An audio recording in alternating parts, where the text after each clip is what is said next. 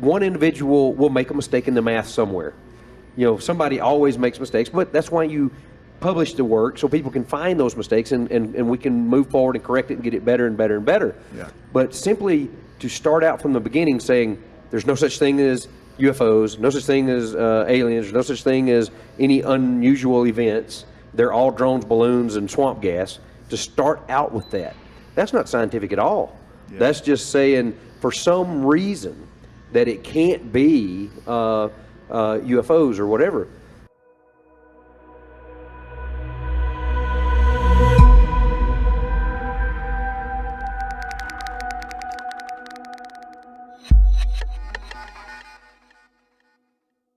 Nell'episodio precedente abbiamo conosciuto Tim Burchett, il parlamentare americano in prima linea per la disclosure sugli UFO.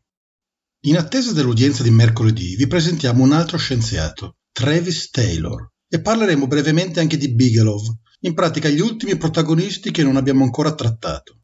Dedicheremo alcuni episodi a Travis Taylor, che era il Chief Scientist della UAP Task Force, uno di quei piccoli uffici creati da Harry Reid che indagavano gli UFO, di cui abbiamo parlato nei primi 6 episodi che ricordiamo essere fondamentali per chi vuole capire come siamo arrivati a questo punto. Brevemente e in ordine di cronologia, gli uffici sono stati l'OSAP, la ATIP, la UAP Task Force, la OIMSG e dallo scorso anno anche la ARO, di cui ne abbiamo parlato nell'episodio numero 5, che però è finanziato permanentemente e non più di anno in anno, e il direttore è Sean Kirkpatrick.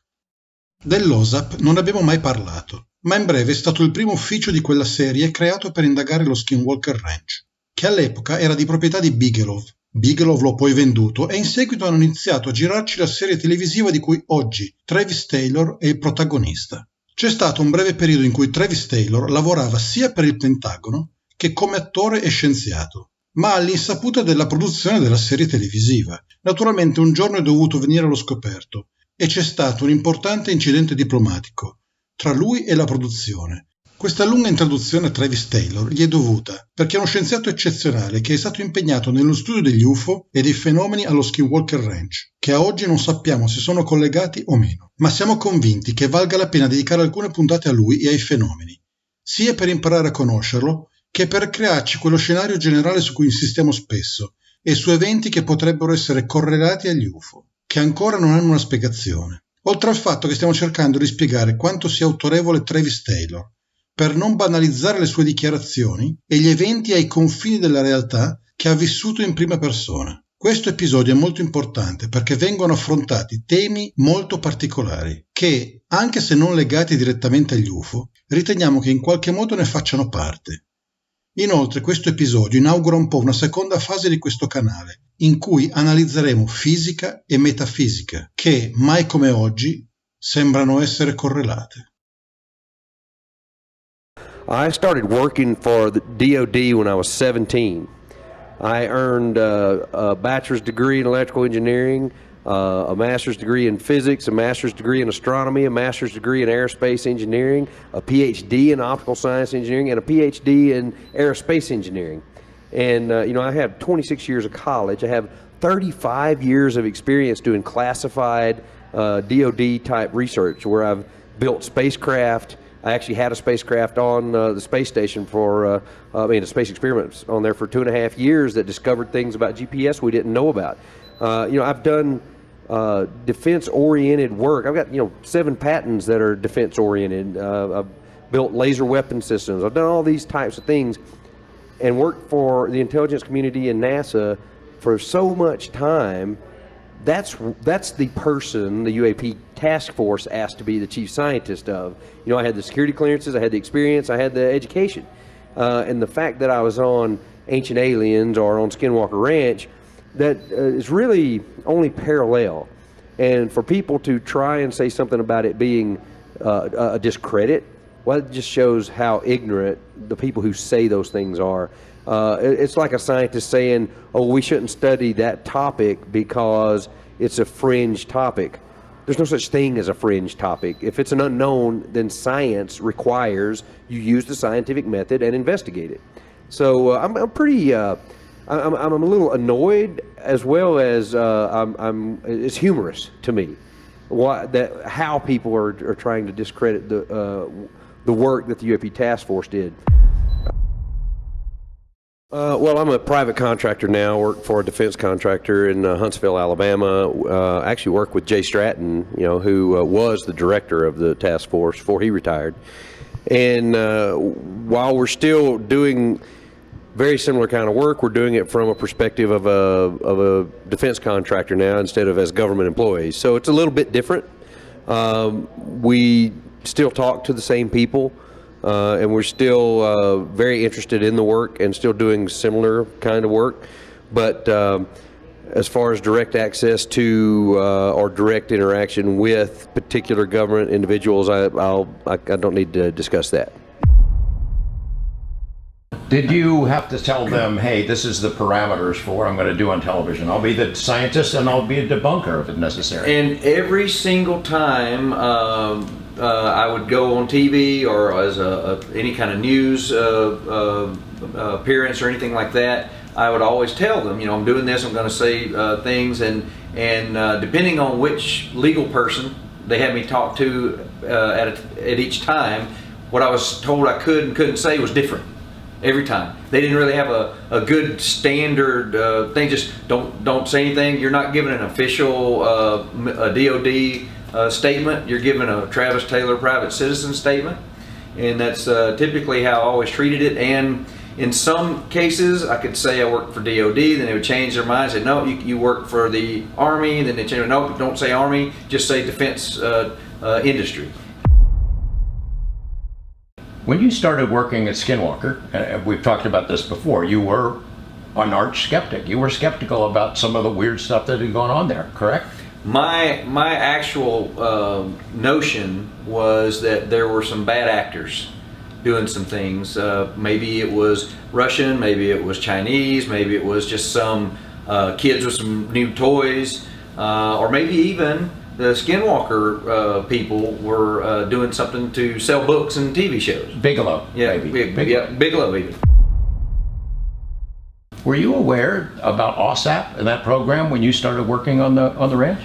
When I started working on the ranch, I knew there were programs, but I didn't know exactly who was doing it and what. And I had been trying to reach out to them for a while and figure it out. And I actually wrote a book on how you would defend the planet if there was an alien invasion, and that there should be an actual organization preparing and studying possibilities. And I detailed out what that organization would be like using my defense industry knowledge and how those things work. And I find out later that the organizations that were created were almost just like the chapter in my book that describes it. And Jay Stratton, he actually has a copy of that book and has used it. So. Can you talk to me about the day that somebody came and asked and you took you up on that offer? It was really interesting. So some of the things that happened at Skinwalker Ranch, I was in early 2019. I was concerned that they might have had defense, national security issues involved with it. So I asked for a meeting with some folks at the Pentagon that I reached out through mutual colleagues, and I went and briefed them on some of the information. And then at the time, they said they checked my clearances and all, and we were talking in a room where we could talk, national security things. And it was at that point where I was invited to join the team. In what capacity? Well, at first I wasn't sure, but within a couple of weeks, Jay Stratton, the director of the UAP Task Force, asked me if I would be interested in being the chief scientist. And I was like, yeah, absolutely. Of course I would. I mean, you're the chief scientist for the UAP Task Force, and you're the guy as the scientist on Skinwalker Ranch. People's heads are going to explode when they realize that. Yeah, and there's nothing, I wasn't hiding anything from anybody. We weren't sure of the sensitivity of our positions, and there was public affairs issues, and there was also the question of, are we prepared to handle the press response and the Freedom of Information Act response and all these things? Do you find it as at all a conflict of those two roles? You're working for the UAP Task Force, looking at big picture stuff, and then being specific to the ranch. You ever have trouble wearing two hats at the same time? Well, while I was, I'm recently retired from the government and I'm working in a private company now, but while I was doing that, I had to be real careful not to violate either NDAs. The NDAs that I had with Brandon Fugel and the History Channel at Skinwalker Ranch, and the NDAs with the government. But what I did was, it was mutually beneficial to both parties, because I understood bigger picture stuff from being with the government. And then I also got to be in the laboratory hands-on at Skinwalker Ranch, and both of them were very important. When you joined the task force, do you go back and look at some of the cases they've already been studying? For example, Tic Tac and Gimbal. Absolutely. In fact, I've studied all of those in great detail. And I'm doing a new analysis since I've retired with the data that's available to the public on the gimbal video, and it's clear from the gimbal video that there are things in that are not typical of aviation vehicles. Do you think you understand the physics of how those things fly? What's proposed? No, I don't think I understand the physics of it, but what I do understand is they're flying in a way that we don't. There's something going on there that appears to be propellantless propulsion.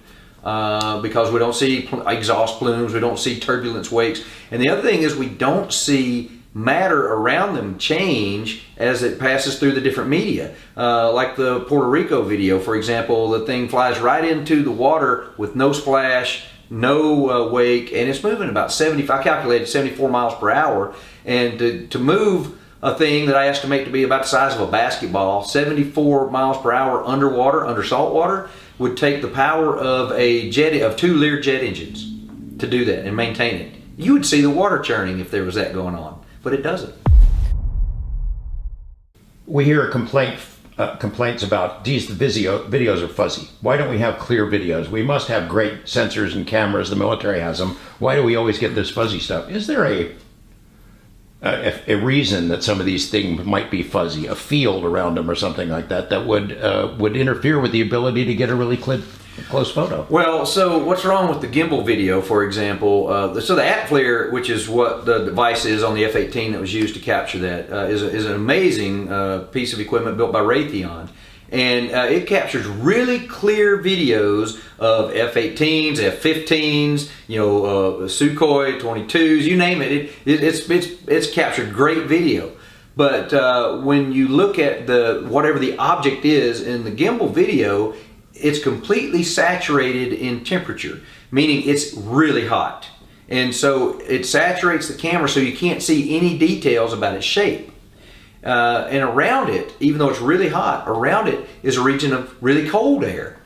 And that makes no sense either. You go from really hot to really cold, and then you have a bubble zone that you're now at ambient temperature like the clouds. And this suggests that something is creating sort of I don't know if it's a field propulsion, if it's just because it's so hot it's creating this turbulent region around it, but that doesn't make any sense physically. Now, I will tell you that from recent calculations I've done, if this device, whatever this object is further away than 8 kilometers, then it has to be at the temperature of the melting point of aluminum. And if it's further than 50 kilometers, it's at the melting point of steel. That's how hot it would have to be to show up this way in this sensor.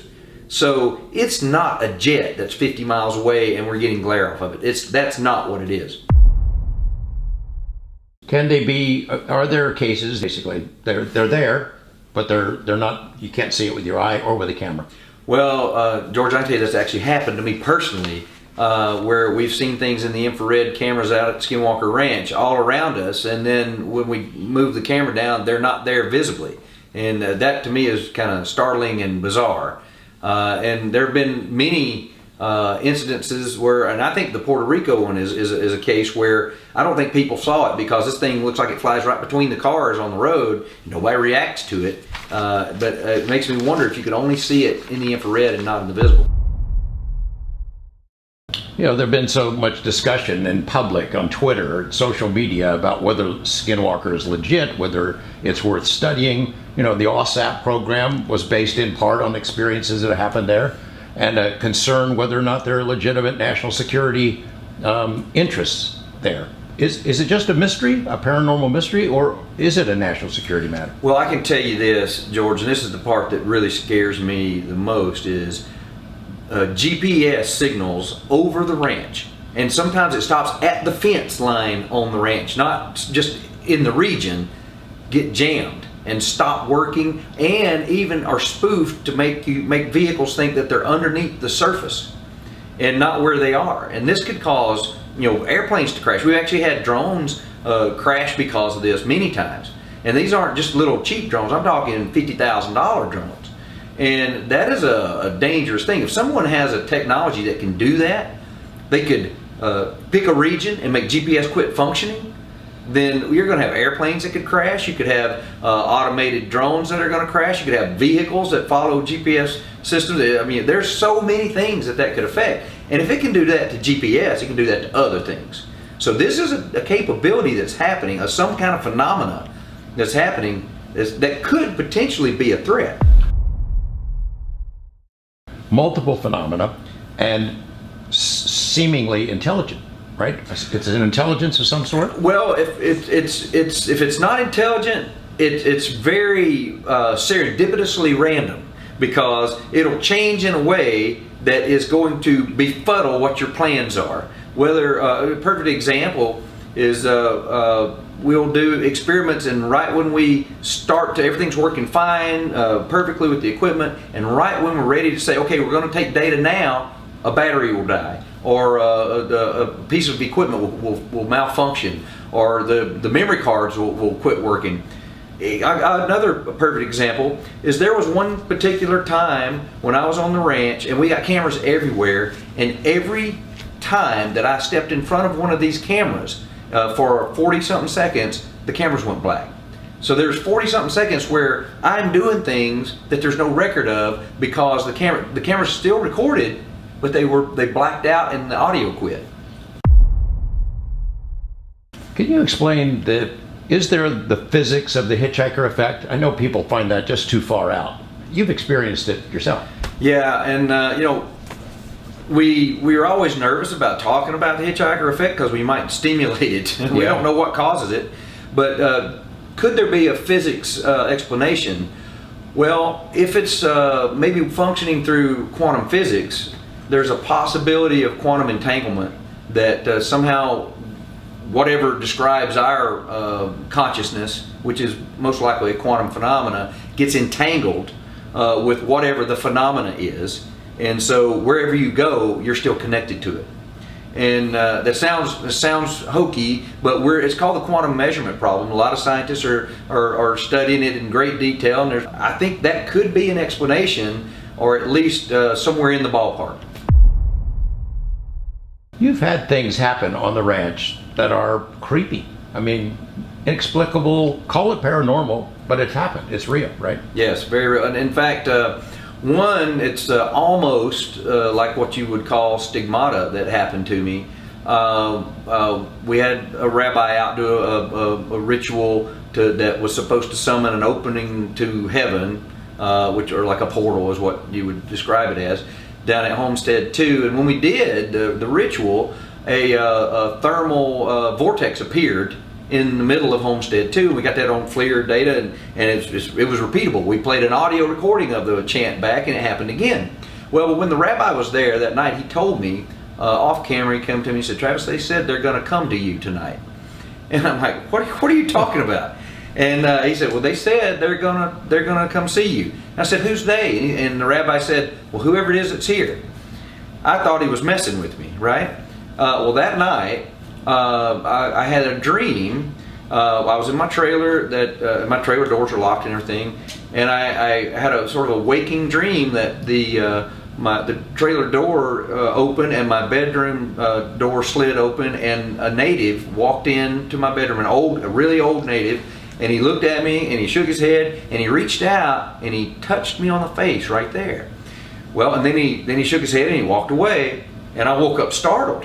And I went to the bathroom, splashed water on my face, kind of get my bearings, and when I looked in the mirror, I was bleeding from that spot. And I had a sore appear there and stayed there for several days. And that was bizarre to me. I can't explain it. You know, you could probably explain away a bug bit me or something. I swatted myself, but it didn't look like that. It looked like just like somebody had really pressed me really hard right there. You've taken it home with you, haven't you? Oh, I have seen some things, and some things happen. My car has started and stopped itself. Sometimes the electronics will act weird for no reason, and then they'll be fine.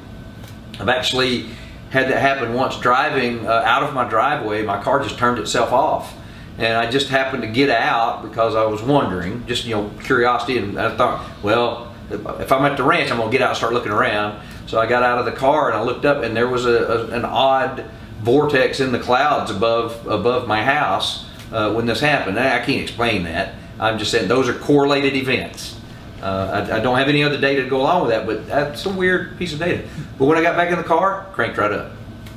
I guess the correlation would be what other people have reported. I mean, a lot of people who've been at the ranch have taken things home, pretty frightening things that, and it lasts for a long time. Yeah, I've talked with a lot of people who were there during the Bigelow era, and then people that have been out there now, and many people have strange things happen at home that can't be explained. They see things happen, things fail, they have actual things move in their house that they don't remember moving them.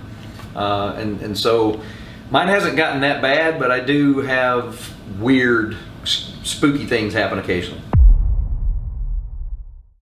Is there overlap of when you're working on the TV show and then you learn there was this OSAP program that did a big study and produced a lot of reports? And are you able to go look at that stuff? Are you able, hey, I'm going to go seek out the guys who did this study so I can find out? If you've got security clearances, maybe you could see it.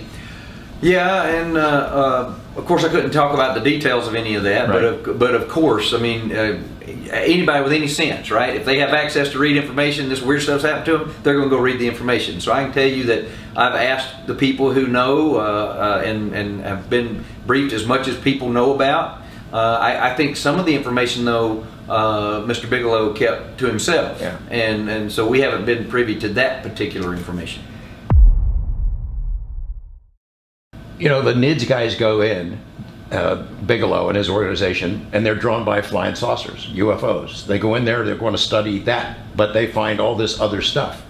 And they really don't have a battle plan for how to go after it. I mean, they did some basic stuff. They looked for geomagnetic anomalies. They looked for psychoactive plants. Maybe that was causing hallucinations. And when they started ruling those things out, then they tried to interact with it. Is there a battle plan that works for this? I mean, we've talked before about this. You, in essence, poke the bear. Hey, let's try this, see what happens.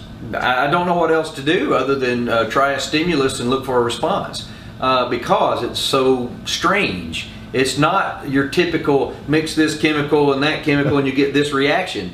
In this case, you can mix this chemical and that chemical, and depending on the day and some whimsy, you get a completely different reaction. So what I am trying to do, and with Eric and the other guys out there, is we do as many different experiments that might stimulate something across all the physical spectrum of stimulus. Electromagnetic, magnetic, gamma rays, actual particle radiation, rockets, digging, drilling, you name it, anything we can think of. We're trying to see if we do this happens. Hard to predict, though.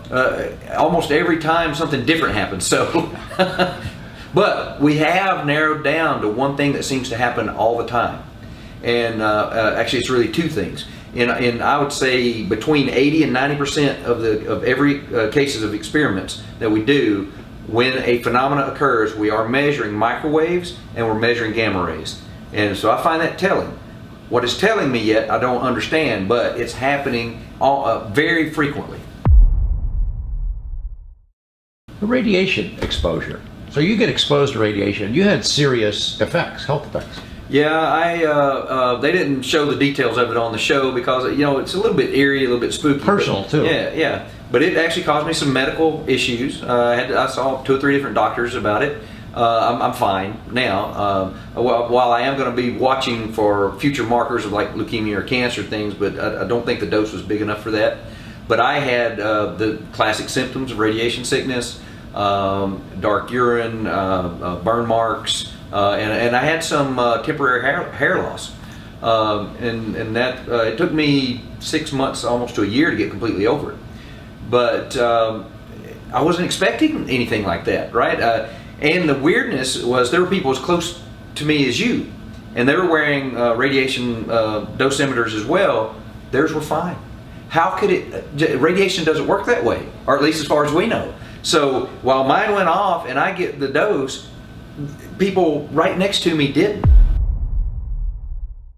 And whatever the source of radiation was, it wasn't there after a while. The next day, we had special contractor group that does this for the Navy on new vehicles come out and look and scour the ranch for any sources of radiation. There was no source of radiation there.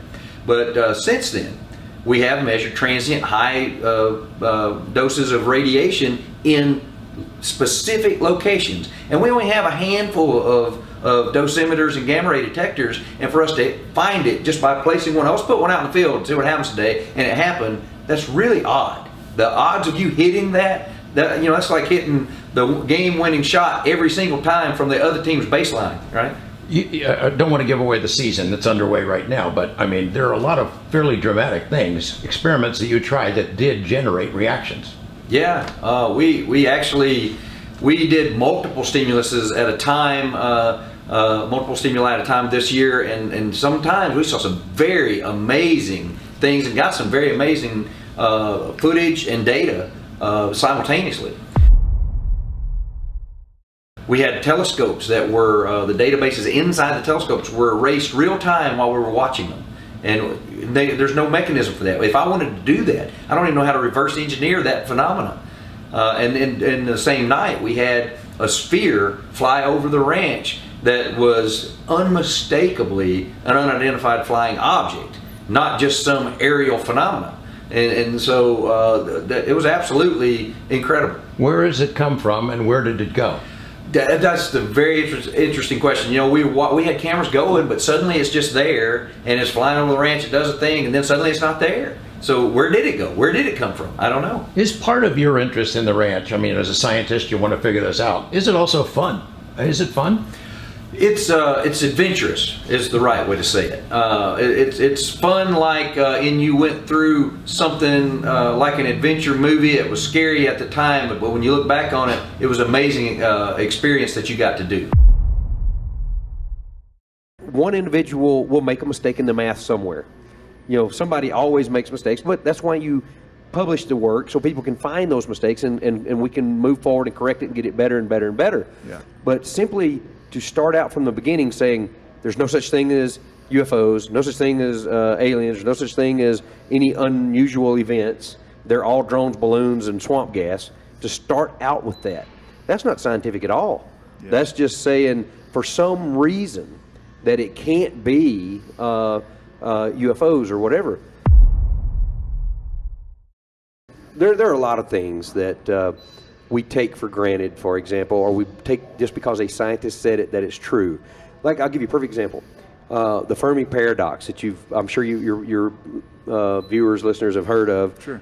Is that this famous nuclear physicist from the Manhattan Project, Enrico Fermi, made a comment that, well, there can't be any aliens because a population growth model is such that by now they would have overpopulated the universe and we would all be just the one species. Mm-hmm. Well, this was done in the 1940s when he said that. And it's become the debunker's go-to tool. Yeah.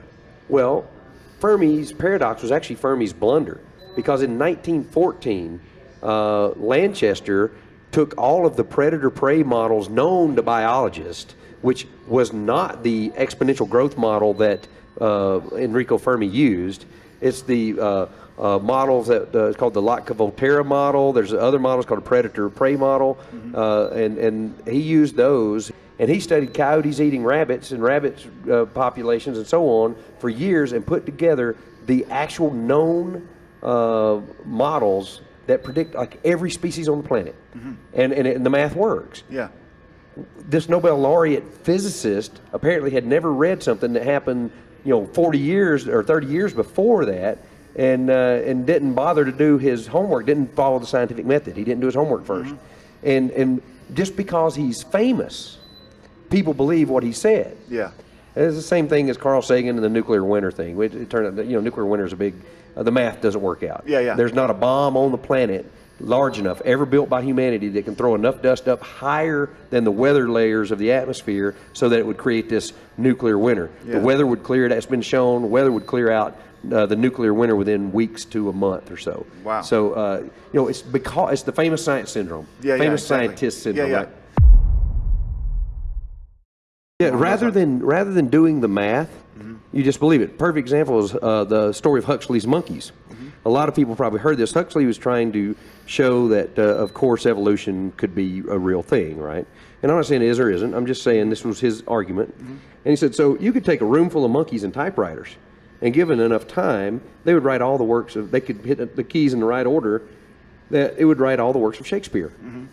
Well, it just sounds like, oh, that sounds logical. Yeah, it just sounds logical, right? You think, okay, I could believe that, given enough time. And the idea was, given enough time, the age of the universe, clearly the things would fall in line, right, to create sentient life. The genetic genome, all that put together, and then you would get the evolution and so on. Yeah. Well, but one of the things I have any students that come work for me do on the first day, I actually have them do two problems. One is I have them calculate how much energy it takes to take power from a power plant over the power lines to charge an electric vehicle versus how much energy it takes just to put gas in a car and run a car, and you'll be surprised at the difference. Yeah. But the other problem is, take Huxley's monkeys, and let's throw the monkeys and the typewriters out, because we now have modern computers, and use a room full of modern computers, regular laptops or desktop, and let them randomly choose characters and see how long it would take to write all of Shakespeare's works. Well, let's make it simple. If you put all Shakespeare's work in one book, it'd probably be about 100,000 words. So now go do that. Yeah. And I have them do the calculation. Yeah. And it turns out the fastest computers we have couldn't do it in thousands of times longer than the universe has been in existence. Yeah. So it's scientism to just take Huxley's monkey's argument for its word. Yeah. It's scientific method to actually do your homework, do the math, and see if it's true or not. Yeah. What do you think what do you see as a successful culmination of this investigation from your perspective? Is it identifying the phenomenon, whatever the hell that is, excuse my language, or is it just figuring out which questions to ask? Where do you see this coming down successfully? Well, if we were to identify what's causing all the weird phenomena, I mean, of course that would be a success, right? Sure. But even if we don't identify the phenomena, but we get smarter at investigating the phenomena, we develop new sensors and protocols for investigating the phenomena, and we find just one little thing that's new science or new physics, new engineering, that to me is a win. Like, what if it turns out, these metal pieces that we pulled out of the mesa, which are actually odd in their construction, by the way. Yeah, I saw the professor talk about it. What if they turn out to be, and this is pure speculation, but what if they turned out to be something that enables something like faster than light travel, or invisibility cloak, or propellantless propulsion, or free energy from the vacuum energy fluctuations. I mean, that's pure speculation, and I'm not saying that that's what it's going to turn out to be. But what if, we find one little thing, even if it's just that? Think of the next level knowledge and economy that can spark and generate. Yeah, it's like the high risk, high reward sort of. Yeah, it's absolutely like a DARPA program. Absolutely is. I mean, you're going to invest in things that could potentially change the whole world. Well, that's our hope. How would you, basically, as a final question, how would you sum up your experience these last 4 years on Skinwalker, and how has it changed you as a scientist and a person? Well, it's really, I don't know if humbled me is the right word, but what it's done is made me realize that what I thought I knew wasn't near as much as what I actually know. And I'm learning also that people have agendas that are outside of getting to the actual truth. Yeah. And that's something that you have to kind of work through. It's like rafting down whitewater rapids, and there's boulders sticking up everywhere, and you don't know if that boulder's going to be a good one to stop by or not, right? Making your way down this path and trying to do the best you can to uncover what in the world is going on, and in doing that, it's made me much more open-minded. It's made me really, really, truly understand what the scientific method really means, right? The skeptics can say whatever they want to, I don't care. The thing about that is I realize now that they do not understand the scientific method. Sure. And it also made me realize that I think what changed humanity was the Renaissance. And I kind of blame the Renaissance for where we are now, in that we separated all things conscious and spiritual away from true science, because it became, during the Renaissance, everything spiritual and metaphysical, you can't explain, it's over here, and we don't talk about that as science and real. The only real things are mechanical cause and effects things that we can see. I drop a glass and it breaks on the floor. And we separated that. But your brain is your consciousness, is you, and there's processes, physical and chemical processes, quantum physics going on in your brain that creates your consciousness in some form or fashion. That's science. Absolutely. That's not metaphysics. That's not spirituality and woo-woo, but it is at the same time. So you cannot separate those two. And I blame the Renaissance for that, as well as we've just allowed that cultural stigma to continue to grow. And that the ranch has actually enlightened me to these things, I think, in a way. Well, that's one of the things that you hear about from people who study this phenomenon, is that maybe there's a convergence going on from the things that are consciousness-based or spiritual-based and science, and maybe that they'll come back I think together. that's true. I think there are Nobel Prize-winning physicists like John Wheeler, nominated folks like Roger Penrose, guys that are looking deeply into consciousness, Gary Nolan, for example, that are looking into how our consciousness works through quantum physics, and realizing that the spirituality consciousness piece of it might actually be a piece of modern physics if we would just allow ourselves to study and investigate it properly.